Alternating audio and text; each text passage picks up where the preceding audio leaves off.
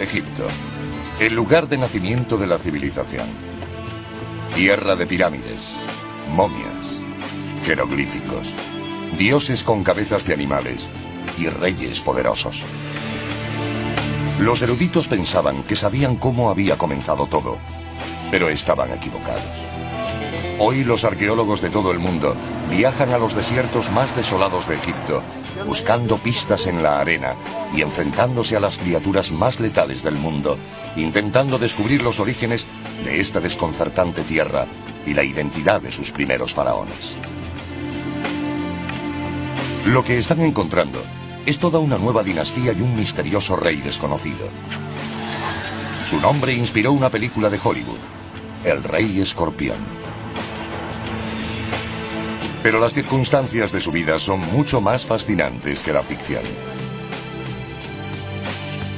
El Rey Escorpión podría ser creador de la escritura, la religión, los ritos guerreros y edificios monumentales en una época que ni siquiera sabíamos que había existido.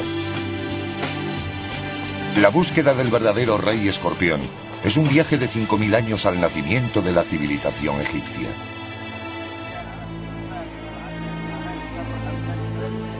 Egipto es una tierra tan vieja que ya era antigua en la época de la Grecia clásica y el Imperio Romano. En el año 0, el del nacimiento de Jesús, la civilización egipcia ya pertenecía al pasado. El antiguo Egipto dejó de existir con su último gran faraón, la legendaria Cleopatra. Solo tenía 39 años cuando murió, pero Egipto ya tenía más de 3000 años. Se sabe mucho del fin de la civilización egipcia, pero poco de su nacimiento. ¿Cómo empezó todo? Para encontrar los orígenes del antiguo Egipto, debemos retroceder en el tiempo hasta el 3500 a.C., mucho antes del tiempo registrado.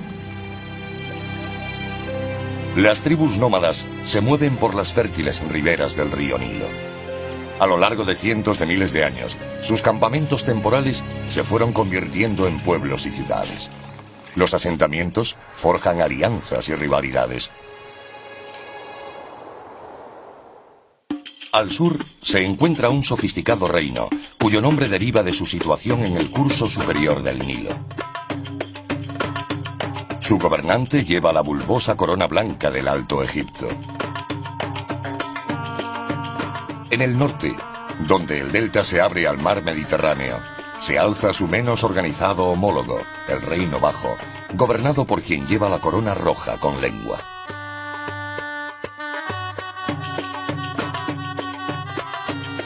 Egipto tal y como lo conocemos.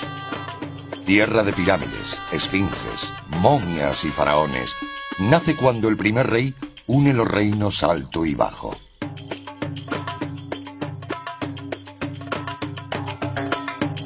¿Pero quién es el primer rey de Egipto? Irónicamente, esa pregunta ya incordiaba a los antiguos egipcios.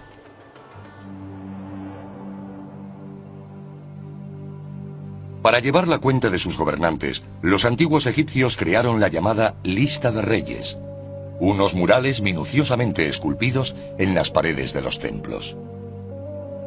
Cada vez que un nuevo rey subía al trono, añadía su nombre a la lista, escribiéndolo dentro de un círculo llamado cartucho. Encima de cada nombre está el símbolo egipcio de la realeza, Horus, un halcón al que veneraban como un dios y que creían era el padre del primer rey humano de Egipto. Esta lista es una pista esencial en la búsqueda del primer soberano de Egipto.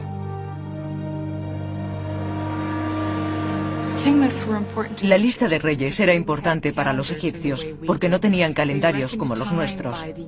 Contaban el tiempo por el reinado de cada monarca, pero además la lista era importante porque el soberano necesitaba legitimar su reinado y si podía demostrar su ascendencia hasta el primerísimo rey Horus, aquello lo convertía en un gobernante poderoso.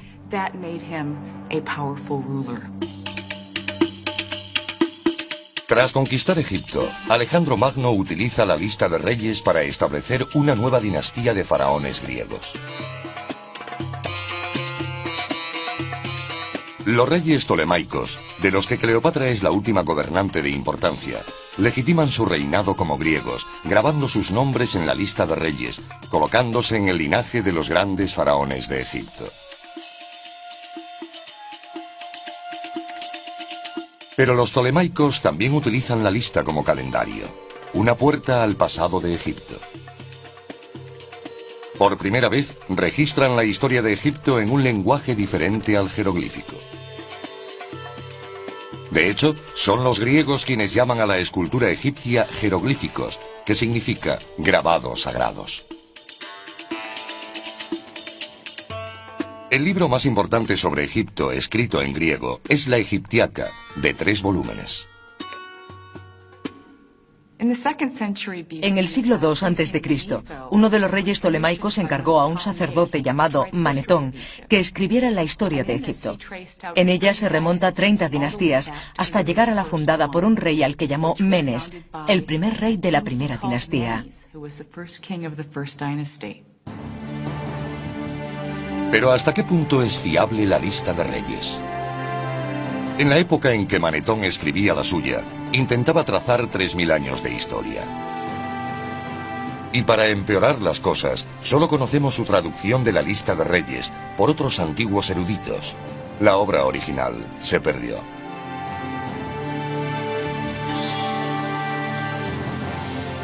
Con el auge de la cristiandad, en el siglo IV después de Cristo, la escritura sagrada egipcia fue prohibida como culto al diablo, y pronto fue olvidada por completo.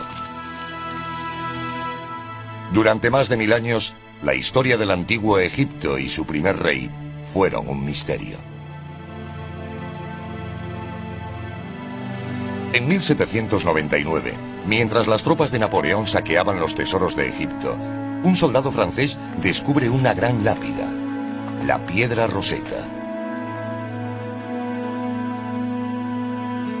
Estaba escrita en 3 idiomas: griego, demótico y egipcio antiguo.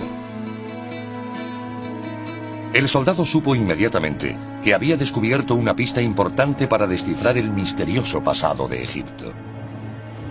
Napoleón mandó hacer copias que fueron enviadas a eruditos de todo el mundo. Comenzó así una carrera por descifrar el código. 23 años más tarde, utilizando una de las copias, Jean-François Champollion, un lingüista francés que sabía leer griego y demótico, descifra los jeroglíficos. Asombrosamente, decodifica la escritura sin poner un pie en Egipto. Pero hacer las copias no solo llevó a descifrar el olvidado sistema de escritura, también ha originado un descubrimiento sorprendente.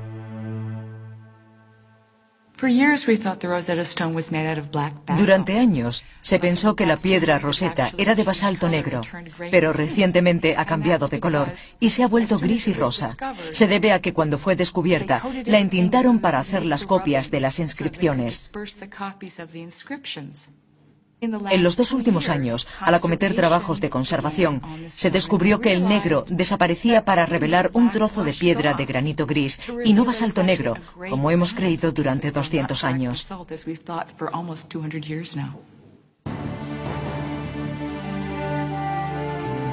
Negra o gris, la piedra Roseta ha llevado a uno de los más importantes descubrimientos de todos los tiempos. La nueva capacidad para leer jeroglíficos abre todo un nuevo mundo al pasado. De repente, los estudiosos del siglo XIX y los buscadores de tesoros pueden leer las fuentes egipcias originales. Redescubren al rey Menes como el primer faraón de la primera dinastía. Pero pronto surge una nueva duda. En 1898, 2 jóvenes egiptólogos desentierran una placa votiva que literalmente reescribe la historia egipcia. Se trata de uno de los documentos más importantes del antiguo Egipto. Es llamada Paleta de Narmer, por la figura central, el rey Narmer. Pero hay un problema. Narmer no está en la lista de reyes. Sin embargo, el simbolismo de la paleta sugiere que Narmer podría haber sido el responsable de la unificación del Alto y Bajo Egipto. Esto le convertiría en el primer rey de la primera dinastía. En una cara, el rey Narmer lleva la corona emplumada del Bajo Egipto, mientras examina una fila de prisioneros decapitados. En la otra, lleva la redondeada corona del Alto Egipto y blande una maza sobre un cautivo arrodillado.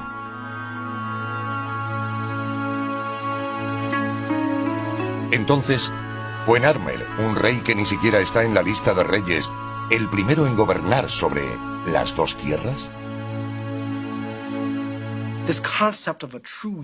Este concepto de un verdadero unificador a principios de la primera dinastía parece más adecuado a Narmer.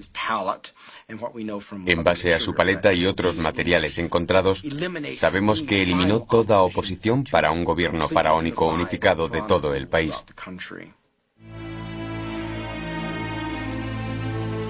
El simbolismo de la paleta de Narmer fue suficiente para convencer a los primeros egiptólogos de que él, y no Menes, fue el fundador del Egipto faraónico.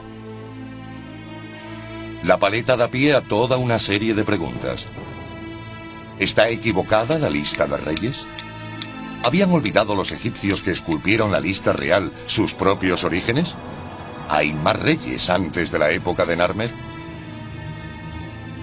Irónicamente, el objeto que podría contener las respuestas fue descubierto a la vez que la paleta, apenas a 9 metros.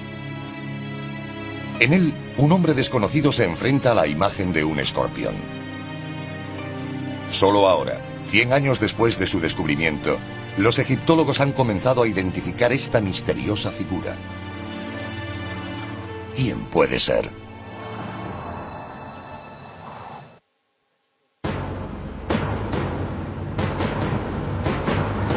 El misterioso objeto, con la imagen de un hombre y un escorpión, es la cabeza de una gran maza ritual.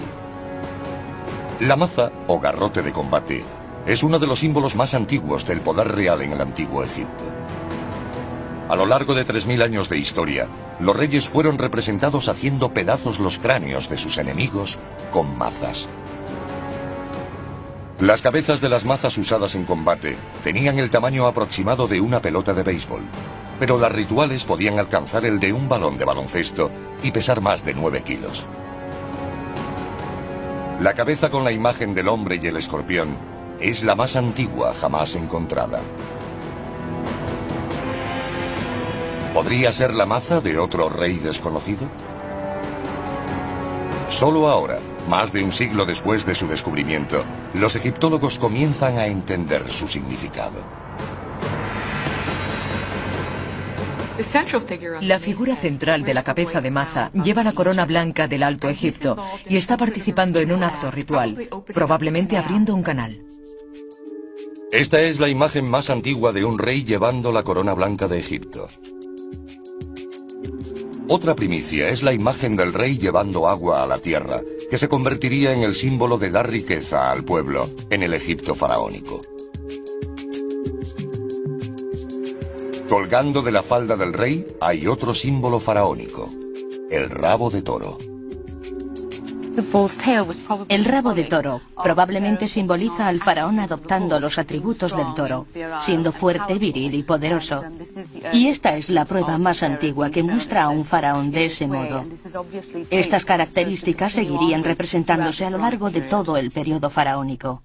Por toda la cabeza de la maza hay avefrías colgando de postes que representan diferentes regiones del Alto Egipto.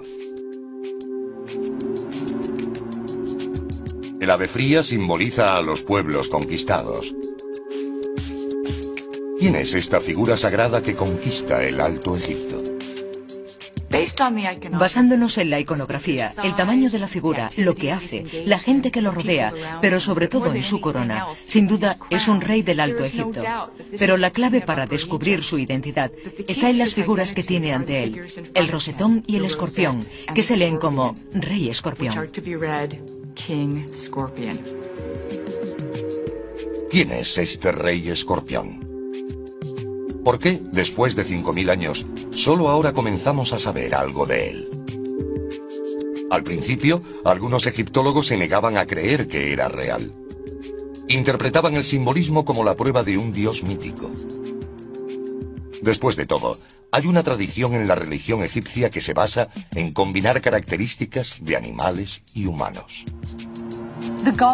Los dioses del antiguo Egipto frecuentemente son mostrados bien como animales, o mitad humanos y mitad animales. Quizás se deba a que en el panteón egipcio todos los dioses se tomaron del mundo natural.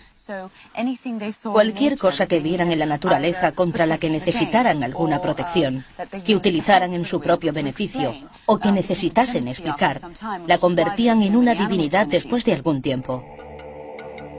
Representado como mitad hombre, mitad chacal, el dios Anubis reinaba en el inframundo, presidiendo el arte de la momificación. El hipopótamo hembra adopta extremidades humanas para convertirse en Tauret, la diosa de la maternidad y el parto, protectora de mujeres y niños.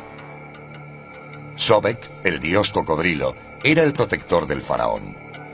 Como animales sagrados, los cocodrilos eran criados y venerados en los templos y a menudo momificados después de la muerte.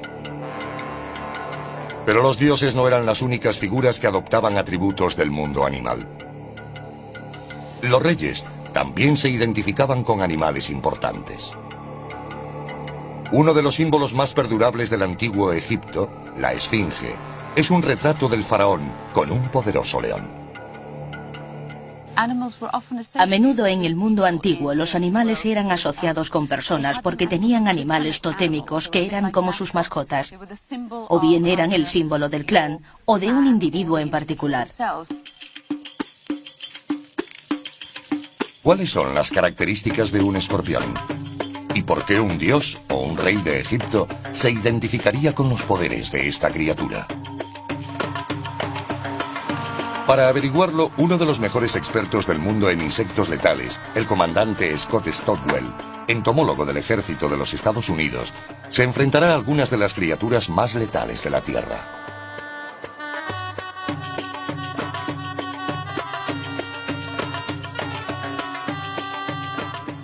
Existen más de 1500 especies de escorpión con nombres como homicida del sur, emperador y cazador de la muerte.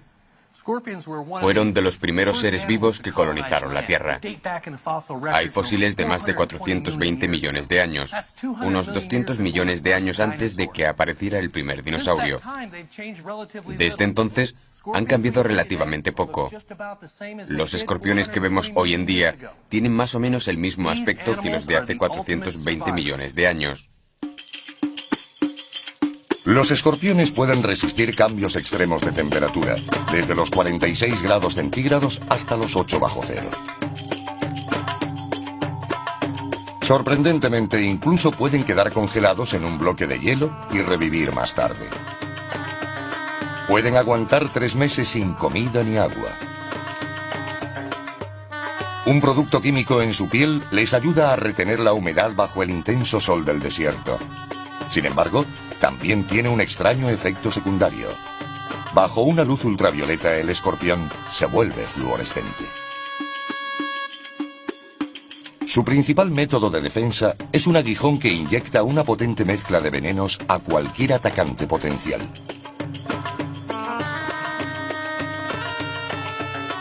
De las 1500 especies conocidas, 20 pueden matar humanos, y varias se encuentran solo en Egipto. Este es un escorpión egipcio común. Su nombre científico es Androctonus australis, que en latín significa homicida del sur. El nombre es bastante apropiado, ya que tiene una gran cantidad de veneno neurotóxico muy potente. Este habría sido un animal común con el que los egipcios se topaban diariamente. Es muy rápido, un asesino silencioso, y es fácil comprender por qué el rey escorpión se identificaba con este animal. En la antigüedad, la gente perecía a menudo por la picadura de un escorpión. Pero si sobrevivían, durante unas horas se sentían a punto de morir. El dolor inmediato es parecido a golpearse el dedo con un martillo, o quizá como clavarse un hierro candente. Es muy desagradable y muy doloroso. Como los escorpiones inyectan un veneno neurotóxico en el sistema nervioso, la víctima puede sentir dolor por todo el cuerpo. Inmediatamente se siente dolor en las articulaciones, especialmente en los codos o en las axilas si pica en la mano, o en la ingle si lo hace en el pie. Puede sentirse una especie de hormigueo en el pecho, náuseas o salivación excesiva con un babeo incontrolado. Algo desagradable para cualquiera. Estos son síntomas de una liberación excesiva de adrenalina, hormonas y presión sanguínea, que provocan arritmia cardíaca y colapso circulatorio. Puede provocar que los pulmones se llenen de fluidos. En cualquier caso, el problema con el corazón o el encharcamiento de los pulmones puede causar la muerte, y así sucumbía la mayoría. Afortunadamente hoy podemos llegar a un hospital y recibir un tratamiento para las picaduras de escorpión, así que no suelen verse muertes como las de antes. Pero sin duda en la antigüedad la picadura del escorpión era una sentencia de muerte. Su mortífero aguijón, la velocidad de su ataque y su capacidad para sobrevivir en condiciones extremas son las características naturales del escorpión. Basándonos en la antigua tradición egipcia de combinar animales y hombres, el rey escorpión fácilmente podría ser un dios mitológico o un rey real. ¿Qué fue en realidad? ¿Una deidad egipcia o un hombre de carne y hueso? Una forma de demostrar que fue real es encontrar su tumba. Pero en el vasto desierto egipcio, ¿por dónde se empieza a buscar un enterramiento de hace 5000 años que quizá ni siquiera exista?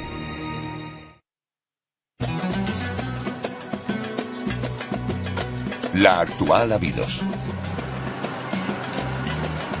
Situado a 480 kilómetros al sur del Cairo, la mayoría de turistas nunca esperarían que este remoto pueblo fuese una vez la ciudad más importante del antiguo Egipto.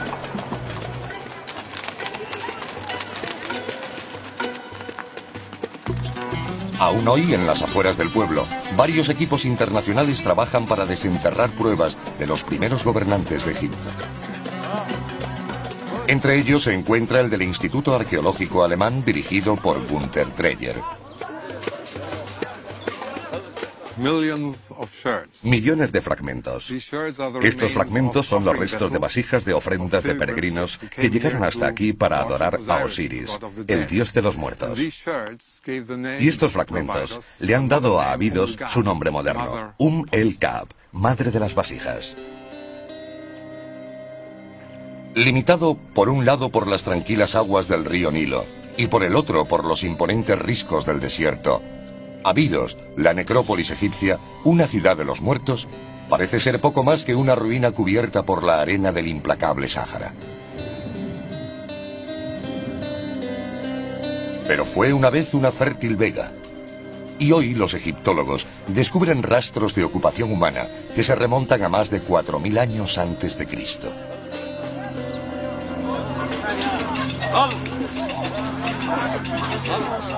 Abidos era antigua incluso para los primeros egipcios. Ya en el 2000 a.C., lejanos antepasados de estos trabajadores llevaban a cabo algunas de las primeras excavaciones arqueológicas de la historia. Igual que hoy, los antiguos egipcios tamizaron la arena en busca de pruebas de los reyes fundadores y los restos de dioses ancestrales.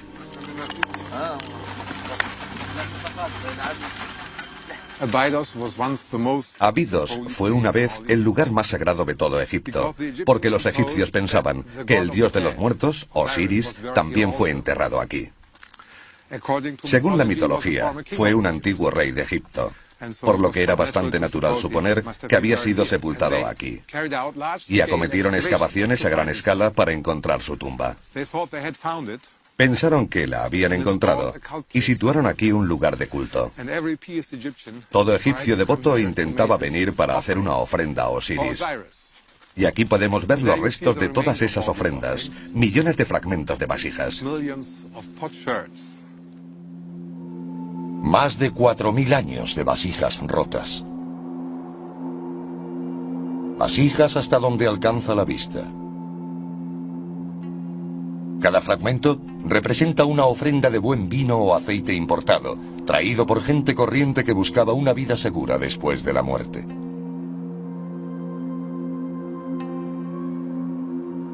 Las vasijas rotas descansan sobre los restos de un elaborado conjunto de templos, reclamados hace mucho tiempo por las arenas del desierto.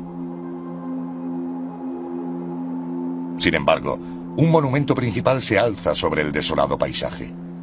Un templo dedicado a Osiris, el dios del inframundo y padre del primer rey mitológico de Egipto, Horus, el halcón.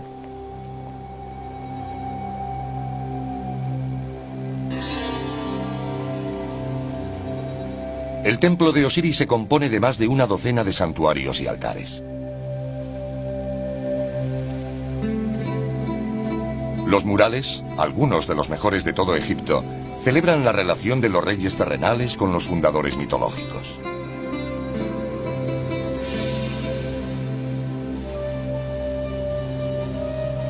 Cuanto más se adentra en el templo, más sagrada es la historia. En lo más profundo hay un mural que representa una de las leyendas más sacrosantas de la religión egipcia. Una historia que nos da una pista importante para descubrir a los primeros reyes. Aquí, en el santuario interior del templo, se encuentra el mito de Osiris e Isis y su hijo, Horus.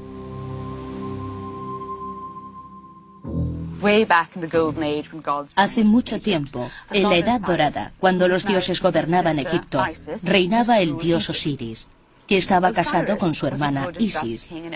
Osiris era un rey bueno y justo, y todo el mundo le amaba, salvo su hermano Set, que cada vez sentía más celos de Osiris y su popularidad.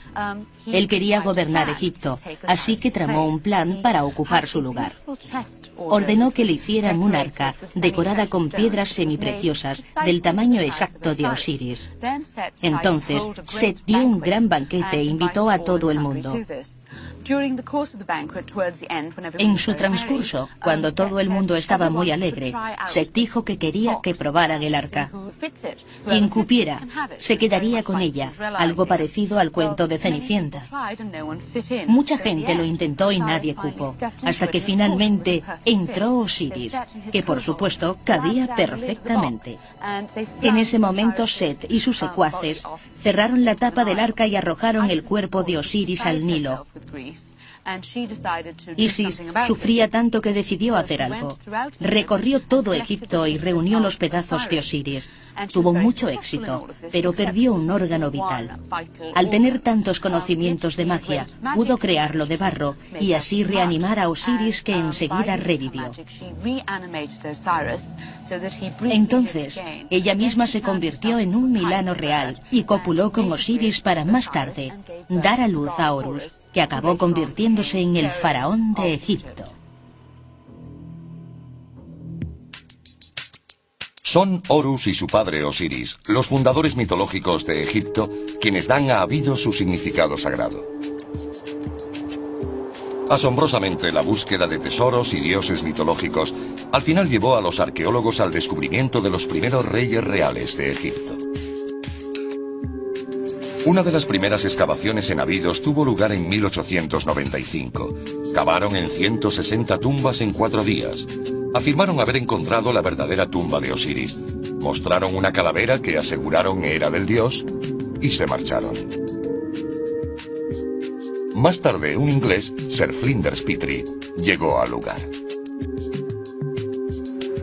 Aunque rechazaba la idea de que Osiris hubiera sido enterrado aquí, sospechaba que Abidos pudiera contener las tumbas de los primeros reyes de Egipto. Pero, ¿cómo demostrarlo? Petrie pensó que la abundancia de fragmentos de vasija podría dar una pista. Petrie utilizó los diferentes tipos de alfarería que se usaban en el Egipto prehistórico como una herramienta para crear una cronología relativa de este periodo, del que no existe constancia escrita. Observando cómo aparecían estos diferentes tipos de vasijas en los grupos de tumbas que excavaba, fue capaz de establecer una secuencia del desarrollo en alfarería que posteriormente dividió en 49 etapas numeradas. Petrie fue el primer egiptólogo que asoció las pruebas materiales, la alfarería de las tumbas y las propias tumbas a la lista de reyes. Comparando su cronología de cerámica con la lista de reyes del antiguo Egipto, Petrie confirmó que estos eran los sepulcros de los reyes de la primera dinastía. Los situó en las últimas etapas de su línea cronológica, de la 31 a la 49. Sospechaba que en alguna parte de Abidos podían encontrarse las tumbas de reyes incluso anteriores a los de la lista.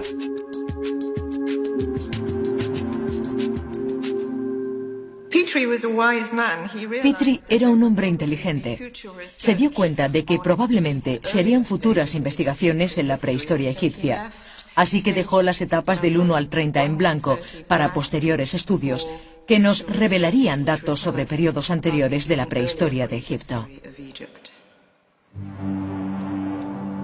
Aquí, en una zona de Abidos previamente pasada por alto, Gunther Dreyer recoge literalmente los pedazos de donde Petrie los dejó. Busca esas primeras tumbas de reyes anteriores a la primera dinastía, las tumbas de la dinastía Cero.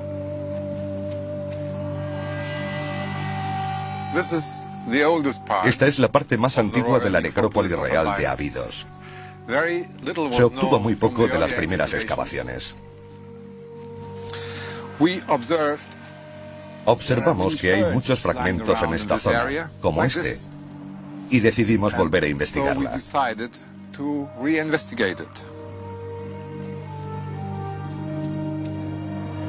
Mientras examinan el paisaje lleno de fragmentos de vasijas, descubren depresiones en el suelo que a menudo indican la existencia de tumbas subterráneas.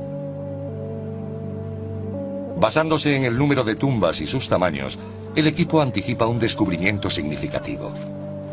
Pero, ¿dónde comenzar a excavar? Empezamos por aquí y nos encontramos con una tumba muy grande, que no era mencionada en los viejos informes.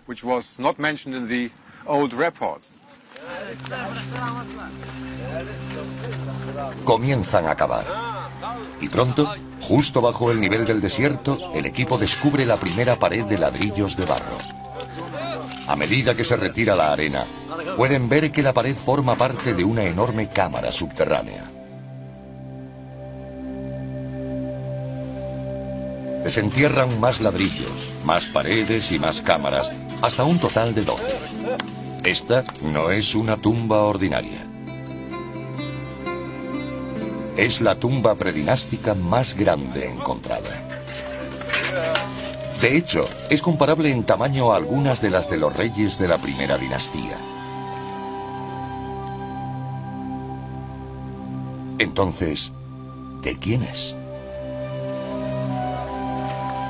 Por desgracia, probablemente en la antigüedad, la tumba había sido saqueada. Falta la momia. Los pocos objetos que quedan son llevados al centro de operaciones de la misión alemana en Abidos, donde Dreyer y su equipo examinan las pruebas. La cámara grande contenía vestigios de un santuario de madera y estaba conectada a las demás por medio de pequeñas endijas a modo de puertas. Pensamos que este grupo de 9 cámaras era la representación de un palacio. Algunas todavía estaban llenas de alfarería. Había un tipo especialmente interesante porque no era egipcio, sino importado. Alfarería traída de Palestina. Jarras de vino, cientos de ellas. Estas jarras de Palestina indican que las rutas de comercio internacional ya existían. Cientos de vasijas importadas deben significar que la tumba pertenece a alguien de gran riqueza y poder. Encontramos unos objetos de marfil como este o este. Uniendo las piezas, forman un juego de mesa.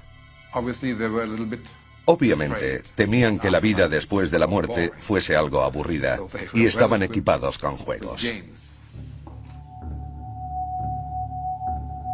Uno de los objetos de marfil de un juego parecido a los dados es exactamente igual a uno encontrado en la tumba del rey Tut, enterrado 2000 años más tarde. Dreyer sospecha que, de hecho, esta es la tumba de un rey desconocido de Egipto. Finalmente, encuentra el símbolo definitivo del poder real. Dentro de la cámara grande encontramos en la esquina un cetro de marfil que nos indica que sin duda esta era una tumba real. El cetro, con forma de un bastón de pastor, se convertirá en un símbolo de poder faraónico durante los siguientes 3000 años. Mediante la prueba del carbono 14, Dreyer determina que este es el cetro intacto más antiguo jamás encontrado en Egipto. Con el antiguo cetro en mano, Dreyer cree haber descubierto a un rey anterior al tiempo de los reyes. ¿Cuál es su nombre? Descubrimos muchos fragmentos de alfarería, algunos completos, con inscripciones en tinta. Y los más importantes son aquellos en los que aparece la imagen de un escorpión.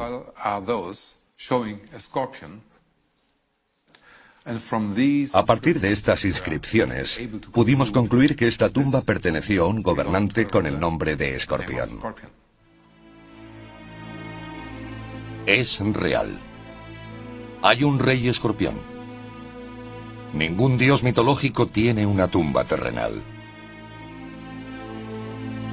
El descubrimiento de la tumba del rey escorpión es una prueba irrefutable de que él gobernó el Alto Egipto como rey hace más de 5000 años.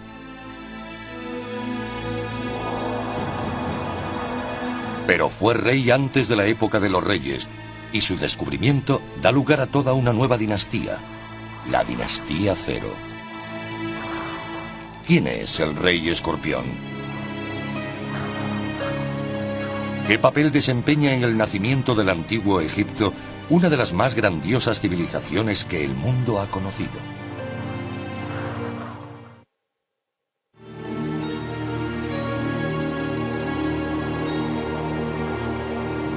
Las características de la tumba del rey escorpión sientan las bases para los enterramientos de todos los faraones durante el resto de la historia egipcia.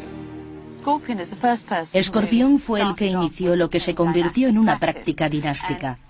Y en su enterramiento, que tiene más de 5000 años, incluyó una reproducción de su propio palacio. Así creaba una casa para su alma que sería eterna. Aunque simple en estructura, es fácil ver cómo, por primera vez, la tumba del rey escorpión crea un plan arquitectónico para alcanzar la otra vida. Imita el palacio en el que vivía para acoger su cuerpo tras la muerte. Acabada, la tumba es cubierta con arena con forma del montículo primigenio del que, según la religión egipcia, fue creado el mundo. Además de su significado espiritual, la tumba también fue diseñada para proporcionar al rey todos los bienes materiales que necesitaría en la otra vida. Escorpión, probablemente un rey muy importante según el tamaño de su tumba, fue enterrado con gran solemnidad, rodeado de muchos objetos funerarios. Por supuesto, hoy quedan muy pocos, porque fueron robados en la antigüedad. Damos por supuesto que la mayoría de los faraones tenían comida, bebida, jarras con aceites y ungüentos, y mucho oro y piedras semipreciosas. El único rey del que tenemos una idea aproximada de lo que tenía en su enterramiento fue Tutankamón.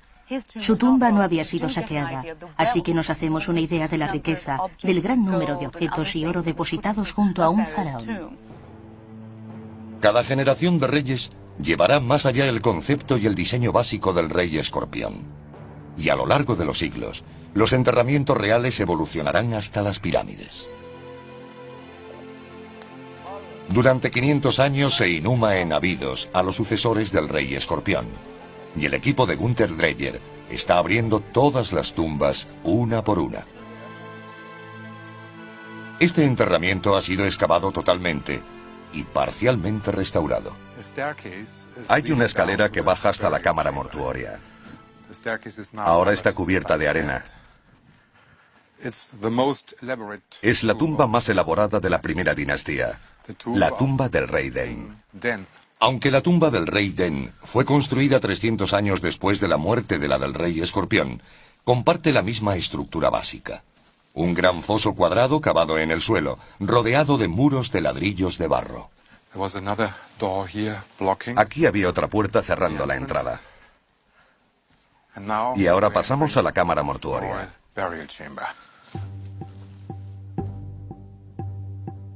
La cámara estuvo solada con grandes losas de granito rojo y negro. En el centro había un enorme santuario de madera que ocupaba casi toda la cámara. Alrededor había ofrendas parecidas a las encontradas en la tumba del rey Escorpión. En principio, esta cámara mortuoria es igual a la de Escorpión. Un gran foso revestido de ladrillo. Pero aquí tiene un espesor de 4 metros. El techo se construyó con grandes vigas de madera de cedro, probablemente importadas del Líbano. Por encima del techo, como en la tumba de Escorpión, había un montículo de arena representando al montículo primigenio.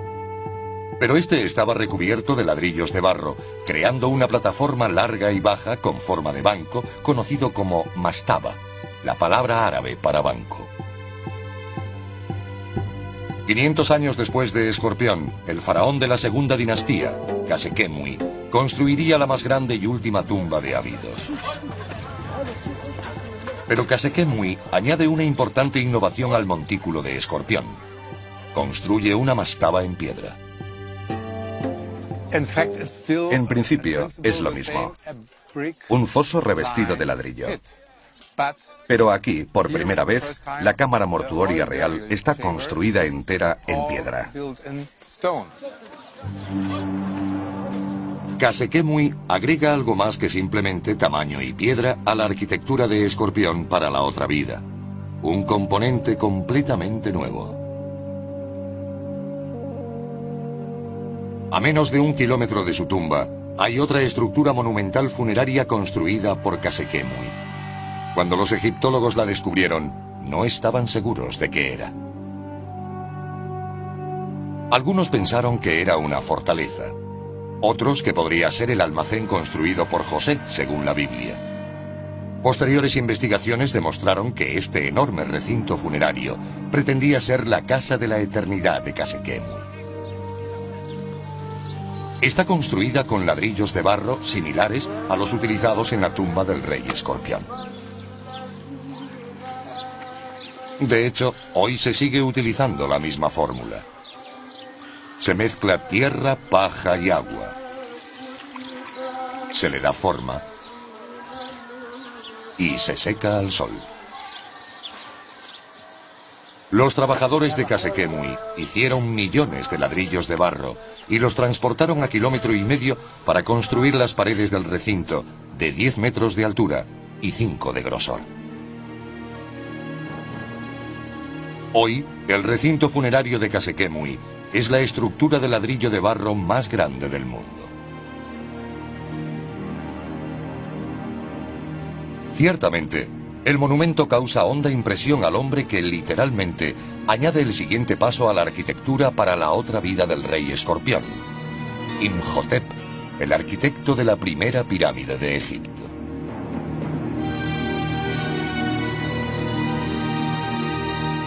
Imhotep diseña para su faraón un complejo mortuorio que combina el cercado funerario de Casequemui con la mastaba. Pero Imhotep da 2 pasos más. En lugar de muros de ladrillo de barro, utiliza piedra. Y en lugar de construir una sola mastaba, las apila.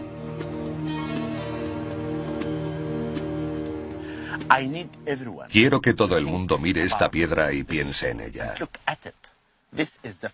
Esta es la primera piedra utilizada en cualquier construcción de la historia.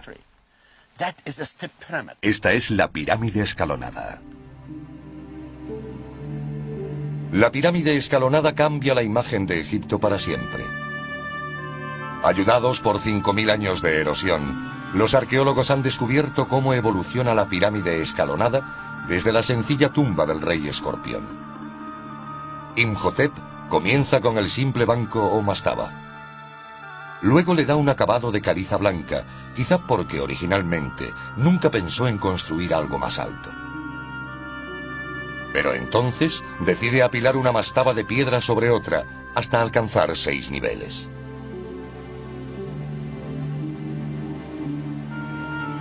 Una vez completada, la pirámide escalonada se convierte en el edificio más grande del mundo. En el corazón de esta colosal estructura está la misma creencia que inspiró la tumba del rey escorpión.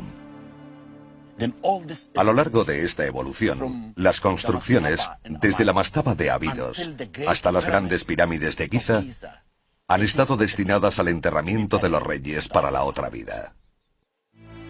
En 100 años, la pirámide escalonada evolucionará hasta la verdadera pirámide.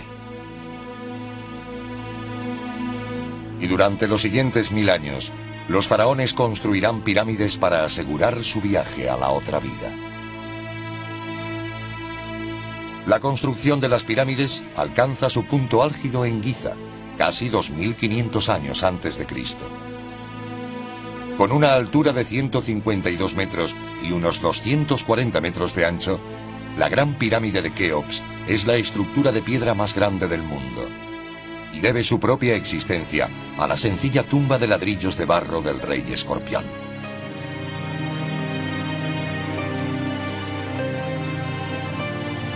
Pero la arquitectura del rey escorpión para la otra vida no fue su única contribución a la grandeza de Egipto. Un descubrimiento en el suelo de su cámara mortuoria podría ser aún más monumental que las grandiosas pirámides.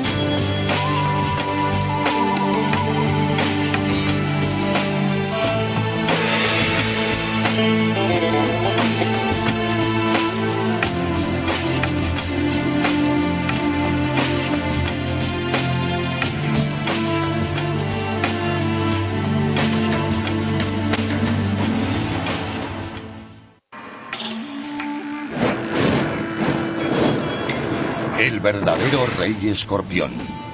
Segunda parte.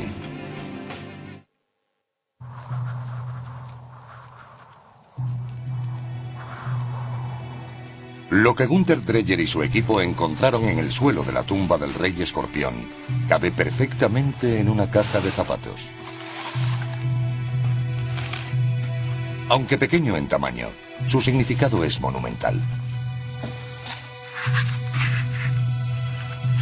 Lo que encontraron son etiquetas de hueso y marfil del tamaño de sellos postales, 160 en total.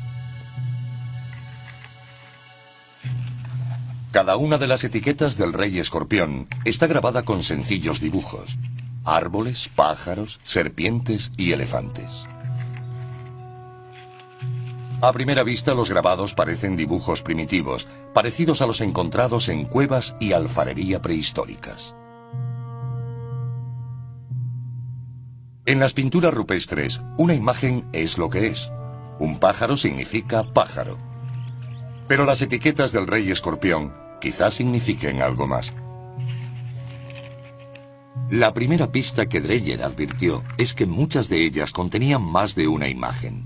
Una intrigante complejidad para unos grabados tan primitivos.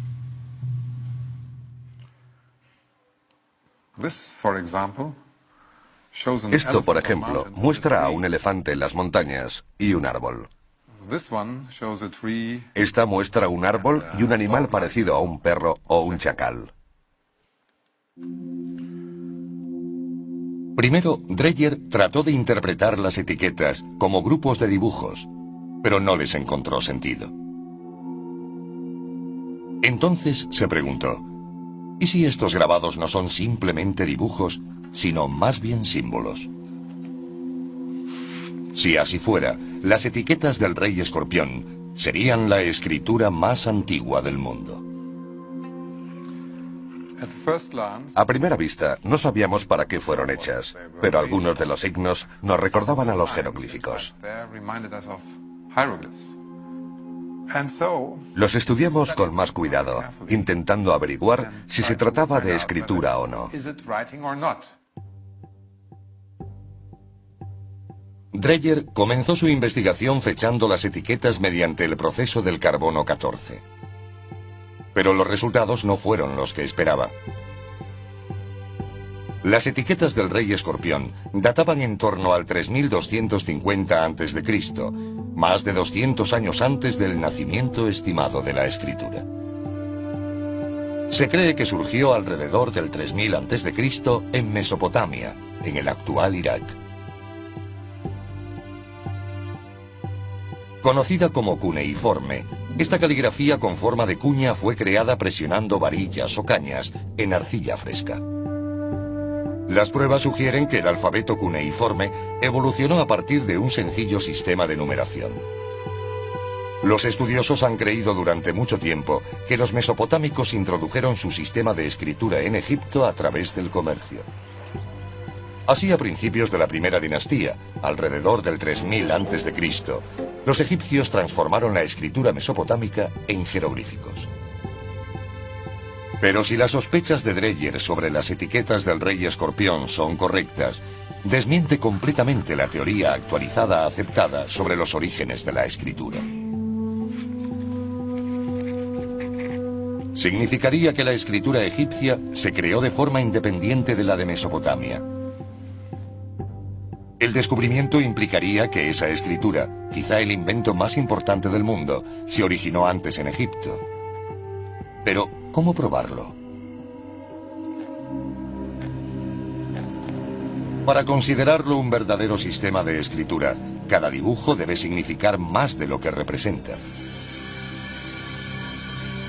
Una serpiente debe ser más que una serpiente. Debe representar un valor fonético. En otras palabras, una serpiente debe representar una letra del alfabeto. Usando jeroglíficos egipcios como guía, Dreyer intenta leer las etiquetas de escorpión fonéticamente.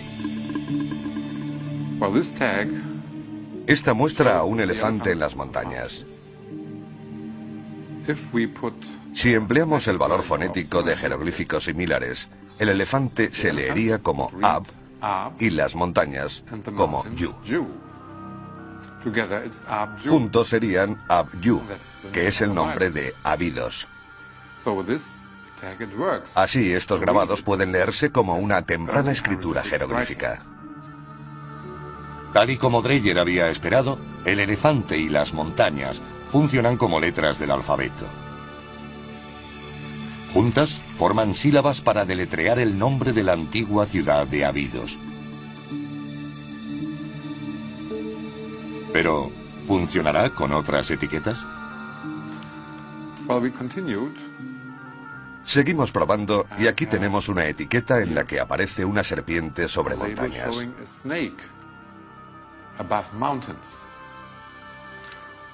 En la escritura jeroglífica, el valor fonético de la serpiente es Ya. Las montañas, como hemos visto antes, se leen como Yu. Al lado hay un signo que nos recuerda al que significa noche. Un horizonte con un rayo. Su valor fonético sería Garech. Así que podemos leer Yu Garech, montañas de la oscuridad. Dreyer se dio cuenta de que el signo para montañas, Yu, aparece en varias etiquetas. Hay otras en las que aparece el mismo grupo, formado por una serpiente encima de las montañas. Pero al lado no está el signo para oscuridad, sino un pájaro. El valor fonético de este pájaro es Yag, que significa luz del sol, por lo que en conjunto se leerían montañas de la luz del sol. Montañas de la oscuridad y montañas de la luz. Eso es lo que significan fonéticamente. ¿Pero qué significa? Dreyer solo tuvo que observar el paisaje alrededor de la excavación para averiguarlo. En el Alto Egipto, el sol sale por el este, sobre las montañas, y se pone por el oeste, sobre las montañas, o tras ellas. Las etiquetas se refieren a las montañas del este y del oeste, dos regiones distintas del Alto Egipto. Dreyer está seguro de estar leyendo las escrituras más antiguas del mundo. Estas etiquetas solo pueden ser entendidas como escritura fonética. Como símbolos, estos signos no tendrían ningún sentido. Leyendo las etiquetas del rey escorpión, Gunther Dreyer reescribe literalmente la historia. Estas demuestran que los jeroglíficos egipcios eran un sistema de escritura completo anterior al cuneiforme mesopotámico.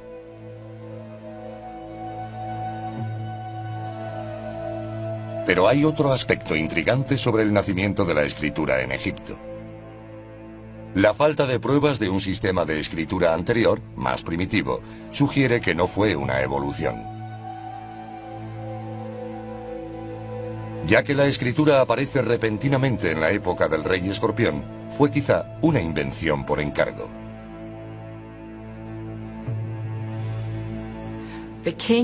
El rey de la época se dio cuenta de que necesitaba un sistema de escritura para los tributos y otras materias. Ordenó a sus cortesanos que lo crearan y así lo hicieron. No se trata de un desarrollo lento. Prácticamente fue inventado de la noche a la mañana. Quizás sea prematuro decir que fue el rey escorpión quien ordenó la invención de la escritura. Pero las etiquetas de su tumba demuestran claramente que entendió la necesidad de escribir y tuvo el poder para hacerlo.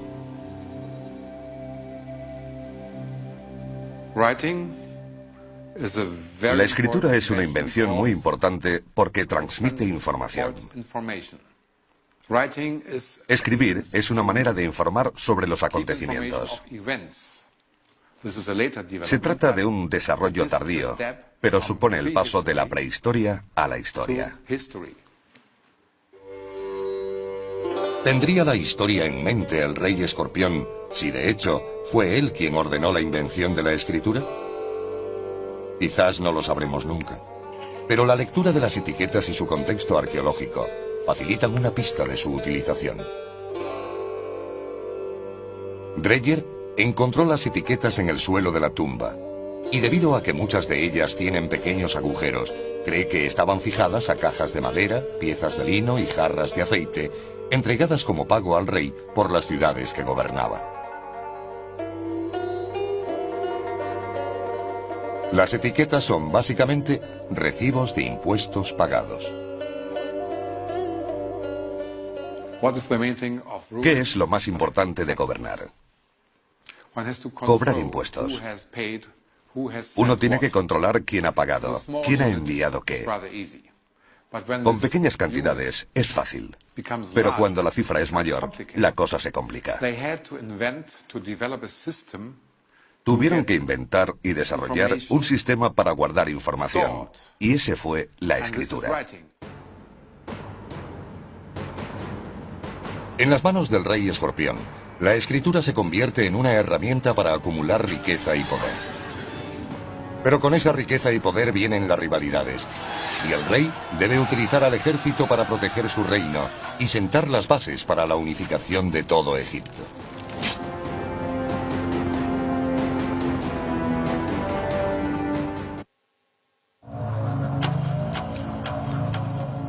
¿Cómo conquistó el rey escorpión el Alto Egipto? La respuesta reside a lo largo del curso natural del Nilo, en una zona donde el río gira bruscamente al este para sortear el desierto occidental. Llamado Kena, este territorio fue un importante centro de actividad en el mundo antiguo. El egiptólogo John Darnell, de la Universidad de Yale, ha estado explorando la zona durante más de una década.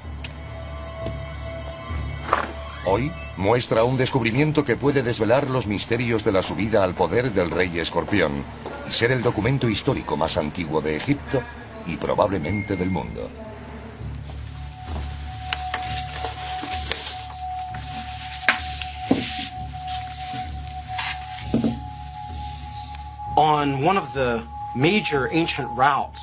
En una de las principales rutas antiguas de comunicación de Kena con el desierto occidental, en una posición bastante estratégica, un paso entre Abidos al norte y Hieracómpolis al sur, hicimos un descubrimiento bastante importante en un lugar al que llamamos Jebel Yauti, una inscripción protodinástica que llamamos el retablo de Escorpión.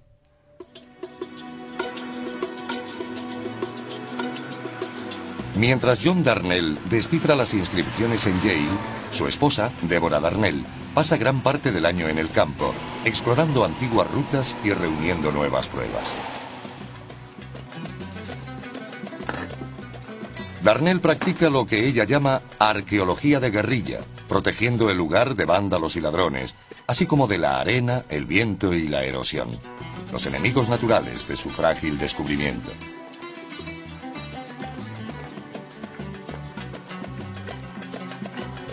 Hoy regresa para buscar más información del retablo de Escorpión.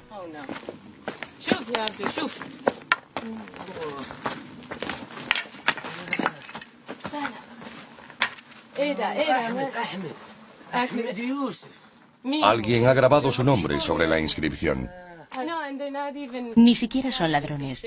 Solo han puesto sus nombres en el mejor sitio, que es donde Horus Escorpión escribió el suyo. No sabían que se trata de un lugar antiguo. Simplemente escribieron sus nombres como ha hecho todo el mundo durante 5000 años. Los Darnell toman muchas precauciones para proteger el emplazamiento y para preservar su descubrimiento lo han fotografiado y dibujado al completo. Una inspección más minuciosa revela la extensión de la pintada. Esta parte no ha sido tocada. Veamos.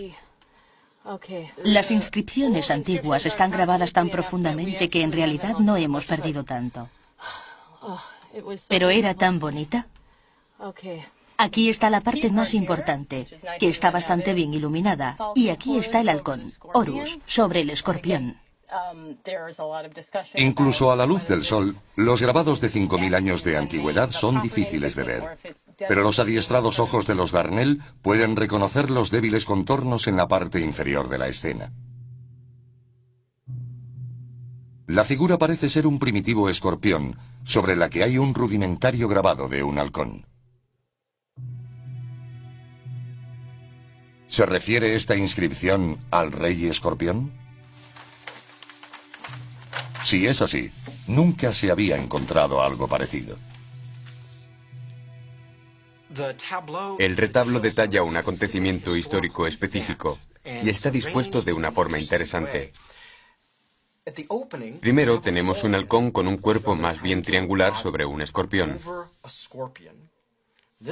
Esto es muy importante.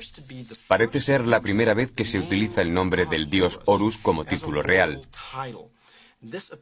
Parece decirnos que el autor de estos acontecimientos es un hombre llamado Escorpión, u Horus Escorpión, exactamente. El nombre de Horus, como el término romano César, es otra palabra para designar al rey.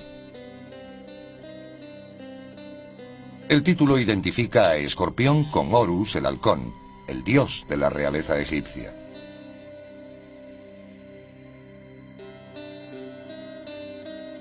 Los soberanos posteriores tendrían hasta 5 nombres reales que simbolizaban sus muchos poderes. Pero el nombre de Horus seguirá siendo utilizado por todos los monarcas en los siguientes 3000 años. Notablemente, el rey Escorpión es el primero en la historia egipcia que usa el título de Horus. Trabajando en la inscripción, Darnell busca más pistas sobre el rey escorpión. Participa en una procesión. Lo sabemos porque hay un emblema aquí que indica que se trata de una procesión religiosa. Aparece un hombre vestido con una prenda envolvente, quien probablemente es una especie de oficiante con un largo bastón. Esta misma figura religiosa, una especie de sacerdote, puede ser encontrada en muchos objetos importantes de la historia del antiguo Egipto, incluyendo la paleta de Narmer. Siguiendo al sacerdote, hay otra escena familiar. Es seguido por dos grupos independientes, que son casi tan importantes como su primer uso del título de Horus. Porque lo que vemos es a un prisionero atado con el pelo alborotado detrás de él, maniatado como un pájaro, sujeto por una cuerda que sostiene esta gran figura de aquí, en el extremo izquierdo del retablo. Este hombre sostiene con la otra mano lo que parece ser una maza. Una maza con cabeza de pera que blande sobre la cabeza del prisionero atado.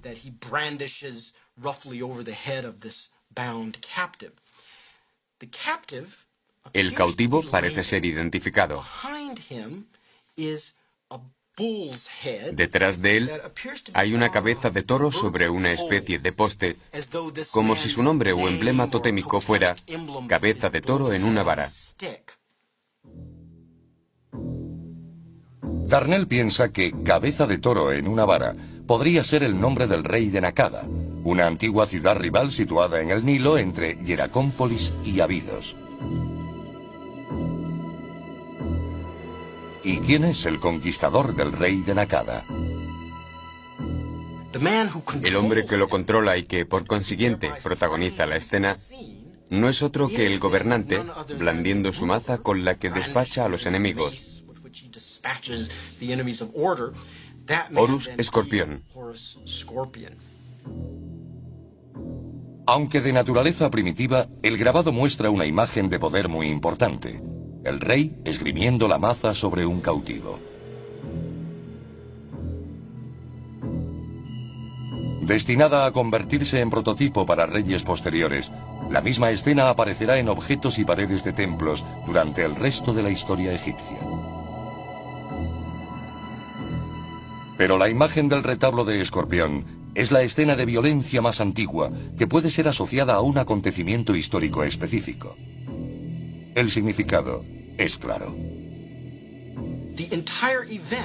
Todo el acontecimiento recibe un sello protojeroglífico. Una cigüeña con una cría de serpiente bajo el pico, que significa victoria. El retablo de Escorpión, aunque primitivo, podría ser la inspiración para la paleta de Narmer, esculpida 200 años después. Sus temas principales son idénticos. El rey vencedor golpea la cabeza de su rival y lo celebra con una procesión de victoria. La mayoría de los egiptólogos creen que la escena de la paleta de Narmer representa un acontecimiento histórico real. ¿Podría suceder lo mismo con el retablo de Escorpión? Aquí tenemos un acontecimiento histórico real que simboliza la victoria de Horus Escorpión sobre el ejército de Nakada. Y esta misma victoria, junto con la subsiguiente procesión de vuelta a Abidos, parece haber ocurrido aquí mismo, en Jebel Yauti. Si Darnell está en lo cierto, el cuadro de Escorpión podría ser el primer documento histórico conocido de suma importancia.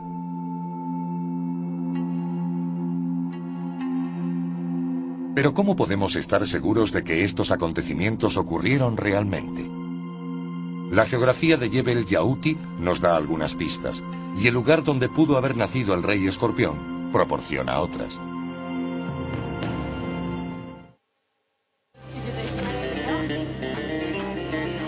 Jebel Yauti, el lugar donde el rey Escorpión grabó su retablo de victoria, está situado a medio camino entre Abidos, que queda al norte, e Hieracómpolis, al sur.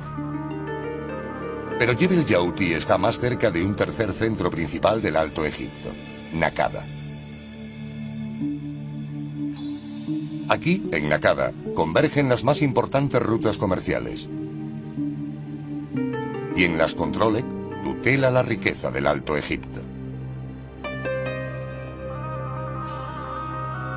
Existen pruebas de que Hieracómpolis y Abidos podrían haber sido aliadas, o al menos compartían costumbres y creencias.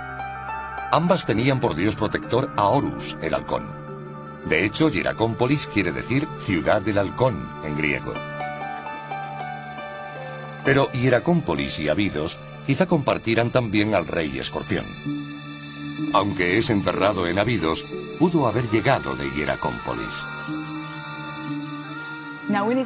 En su apogeo, alrededor del 3500 a.C., Hieracómpolis fue la ciudad más grande de Egipto, la mayor a lo largo del Nilo.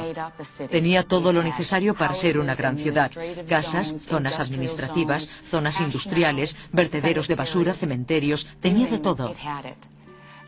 Y este tipo de complejidad nos sugiere que debió existir un gobierno central muy fuerte en la ciudad.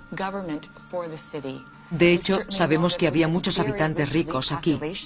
Quizá fueran las familias de los reyes.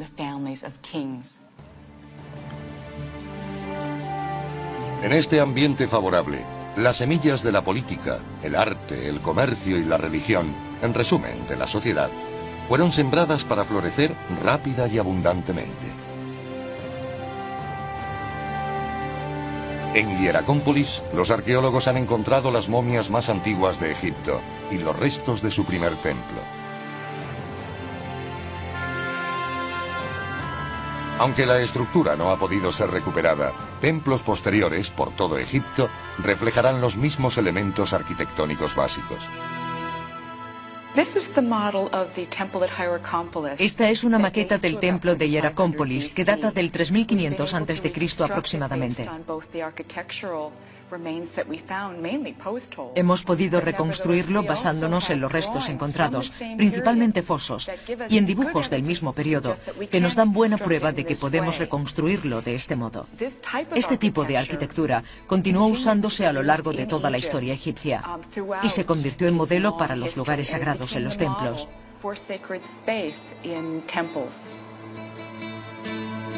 Fue aquí, en este templo, donde los arqueólogos descubrieron la paleta de Narmer y la cabeza de maza de escorpión. ¿Es posible que el rey hiciera ofrendas aquí? Este templo de Hieracómpolis ciertamente es un lugar donde el rey escorpión podría haber venido a rendir culto a su dios Horus para asegurarse un reinado próspero. Más allá del templo, hay más pruebas de la ciudad del halcón que sugieren que el rey escorpión nació aquí.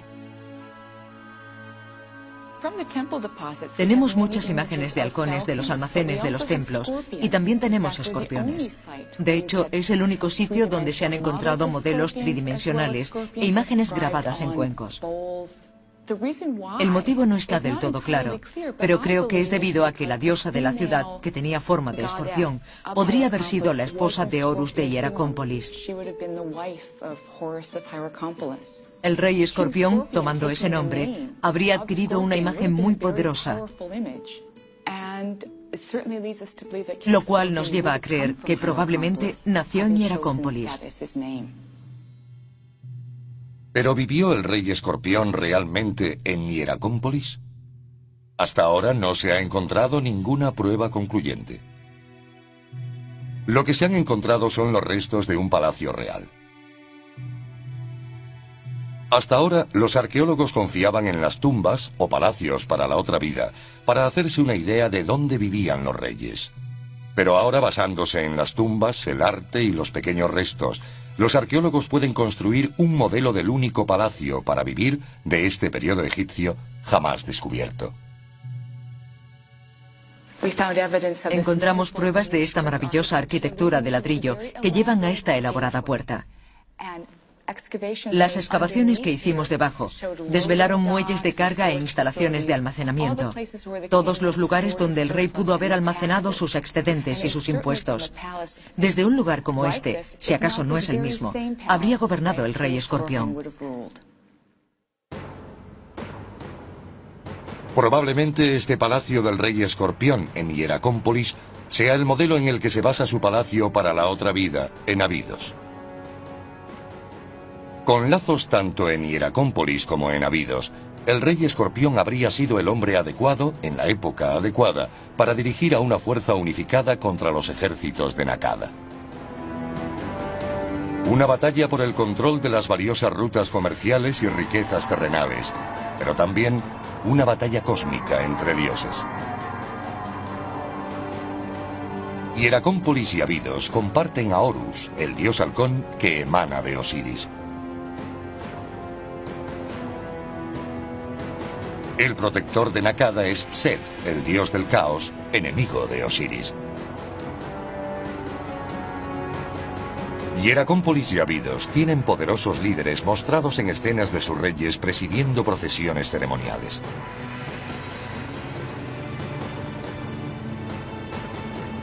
Pero la gente de Nakada, en antiguo arte rupestre, es representada como cazadores y guerreros salvajes y emplumados. Lo que se produce es un enfrentamiento clásico entre las fuerzas del orden y las del caos.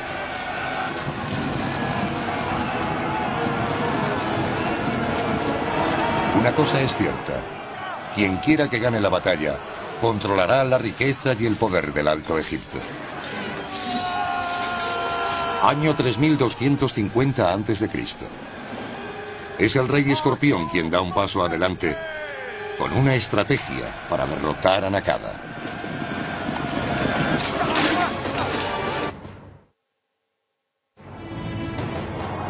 ¿Cuál es la estrategia del rey Escorpión para derrotar a Nakada? Basándose en la geografía de Jebel Yauti, un remoto puesto avanzado en el desierto, y en el hecho de que el retablo esté situado aquí, John Darnell cree que Escorpión lanzó un ataque sorpresa que comenzó exactamente en Jebel Yauti.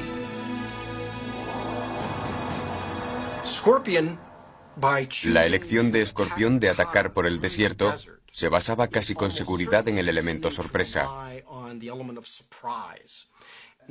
Nakada tiene un gran ejército en el Valle de Nilo y podría haber esperado que si Abidos atacaba, Escorpión llegara por el Nilo desde el norte. Pero este no se acerca a Nakada por el Nilo. En lugar de eso, conduce a sus tropas a través del desierto y se esconde detrás de Jebel Yauti. El Jebel, o montaña, es uno de los únicos lugares por el que las tropas pueden subir o bajar de la altiplanicie del desierto. Este paso en el desierto es conocido como la Puerta Estrecha. Y detrás de esta puerta, el rey Escorpión espera con su ejército. Escorpión intenta lanzar su ataque por la parte posterior de Nakada, llegando a través del desierto. Probablemente también sabe que Nakada tiene un importante puesto avanzado en el desierto, al oeste de la propia ciudad.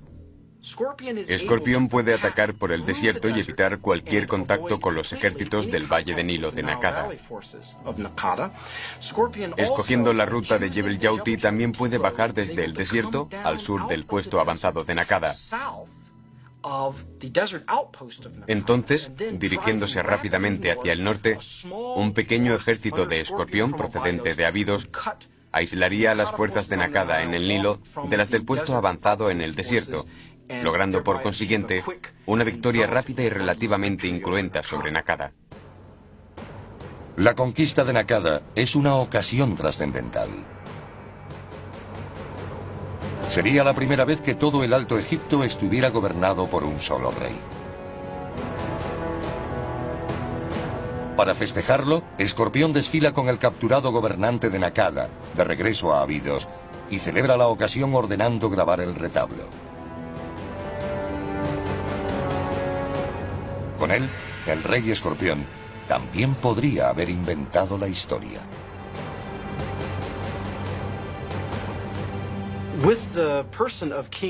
Con la persona del rey Horus Escorpión, nos encontramos en el vértice entre prehistoria e historia. El propio retablo y numerosos elementos de su tumba, en Abidos, muestran el nacimiento de la escritura jeroglífica.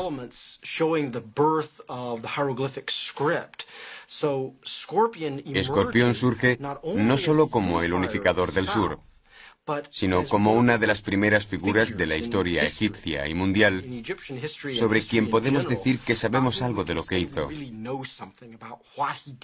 dónde, por qué, y quizás incluso el cómo. El retablo de Escorpión demuestra ser tan importante como la paleta de Narmer para ampliar nuestro conocimiento sobre la unificación de Egipto. Los egiptólogos han creído durante mucho tiempo que fue Narmer quien logró la unificación tras una gran batalla. Las nuevas pruebas aportadas por el retablo sugieren que el proceso comenzó mucho antes.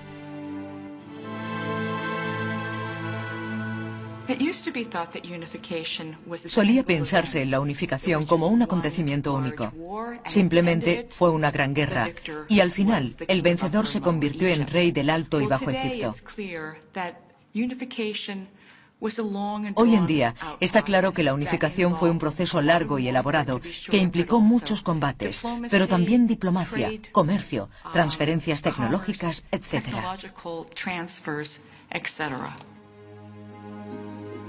El retablo establece la victoria del rey Escorpión sobre Nakada como el primer paso conocido hacia la unificación del Alto y Bajo Egipto.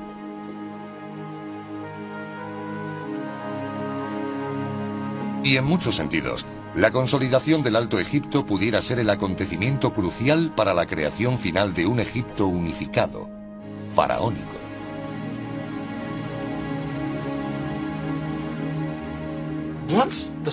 Una vez que el sur del país es unificado, una vez que el Alto Egipto es un solo reino, la dominación del norte por el sur puede considerarse un hecho de antemano.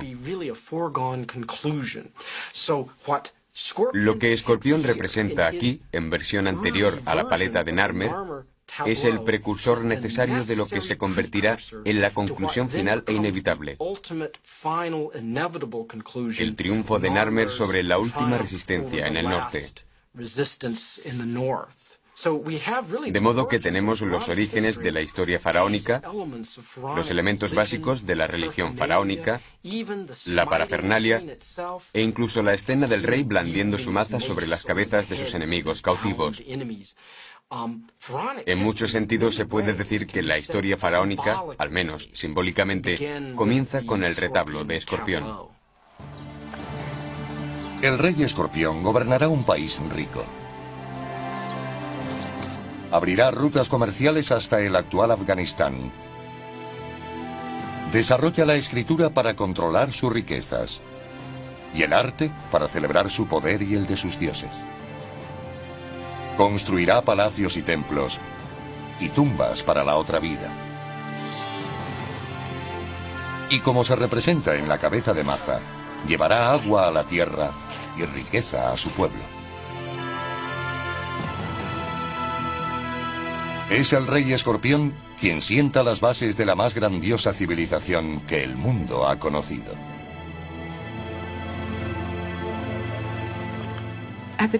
En la época del rey Escorpión ya estaban presentes todos los elementos básicos de la civilización egipcia. Había escritura, había arquitectura monumental, existía una creencia en la otra vida. Había un sistema de arte que permanecerá prácticamente igual durante los siguientes 3000 años y una creencia perdurable en la importancia del rey para el gobierno y para la dirección del universo egipcio. En conjunto tenían todo lo necesario para crear una de las civilizaciones más duraderas del mundo. Mientras los arqueólogos perseveren en su búsqueda de los orígenes del antiguo Egipto, y a medida que salen a la luz más pruebas, los eruditos continuarán reescribiendo los libros de historia. Quizá al final, la persona reconocida como uno de los fundadores del antiguo Egipto sea el rey Escorpión.